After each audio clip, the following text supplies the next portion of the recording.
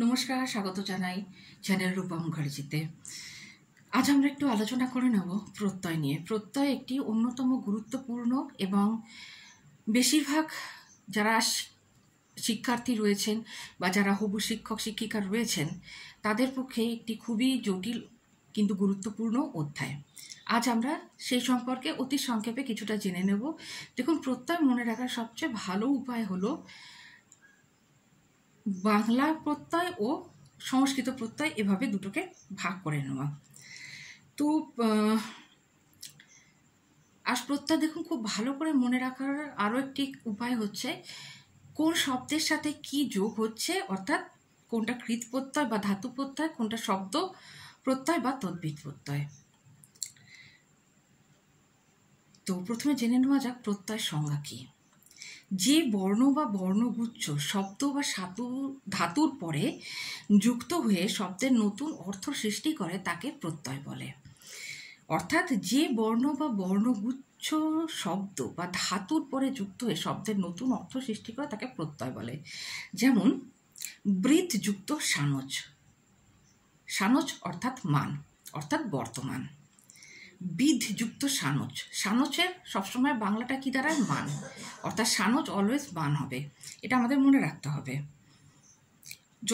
জজ যুক্ত সানজ যজমান, বিধ যুক্ত সানজ বিদ্যমান, সম যুক্ত চর যুক্ত সানজ সঞ্চারমান। প্রত্যয় শ্রেণী বিভাগ কি কি?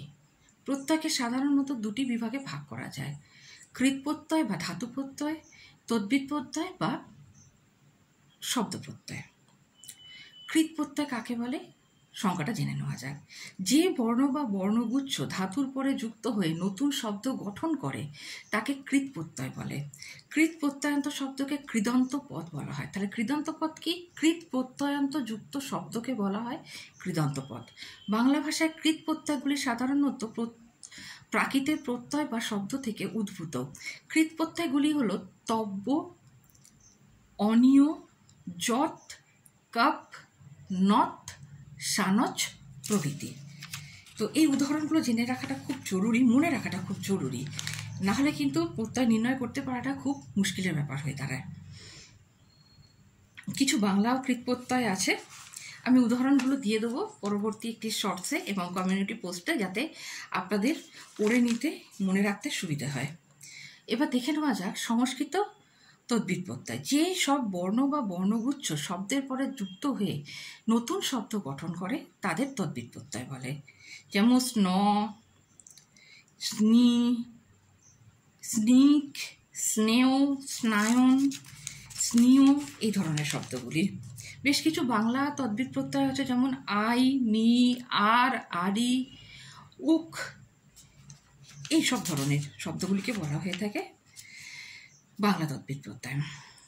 আর কিছু প্রত্যয় করার অনুশীলনী আমি আপনাদের দিয়ে দেবো, যাতে আপনাদের মনে রাখতে, বুঝতে ও সলভ করতে সুবিধা হয়, পরীক্ষা যাতে আপনাদের কোনো ধরনের সমস্যা না ঘটে।